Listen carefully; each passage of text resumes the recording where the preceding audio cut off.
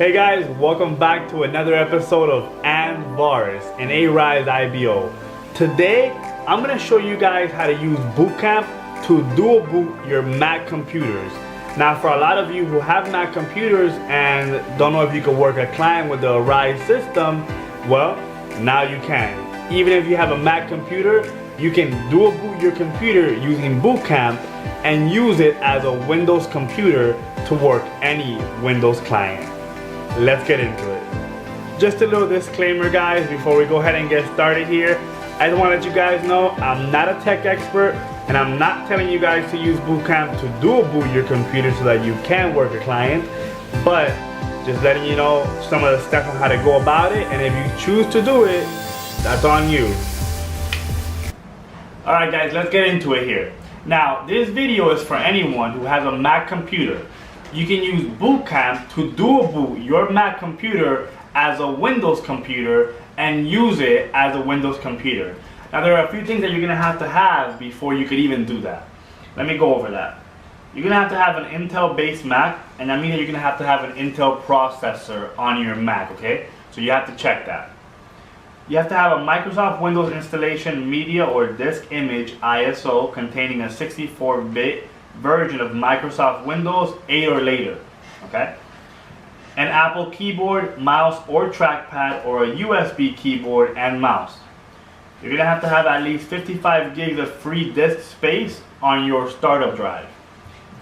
Now, you might need, I'll show you on the screen here what the Mac models that you can have that you won't need a USB flash drive for. But if you don't have one of these Mac models, then you're going to have to use a USB 2 flash drive, and it has to have 16 gigs or more in it, okay?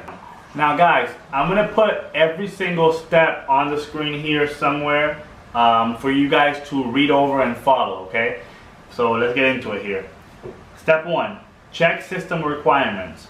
Some versions of Windows require a certain processor and more hard drive space, memory RAM than others. Check the documentation that came with your copy of Windows to find out what you need. Step 2. Get a Windows disk image. Now, when you purchase Windows, it comes as a disk image file ISO that you downloaded, or as an installation disk or USB flash drive.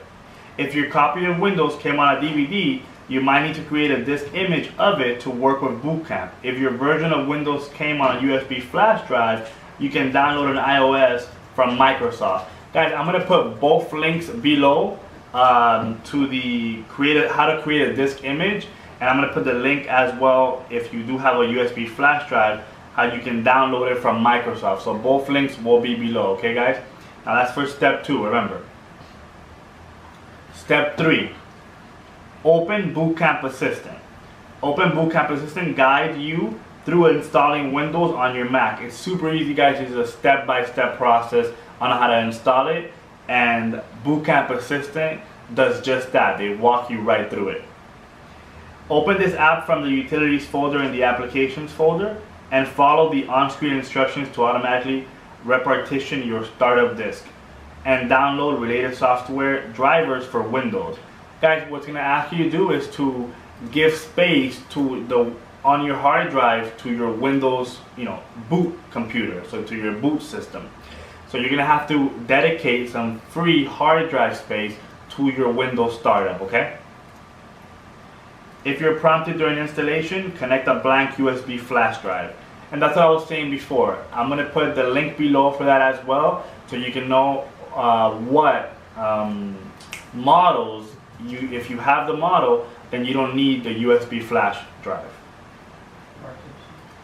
Alright, step 4, guys. Format your Windows partition. When you complete the assistant, your Mac restarts to the Windows installer. When you're asked where you want to install Windows, select the Boot Camp partition, then click Format. Step 5, guys.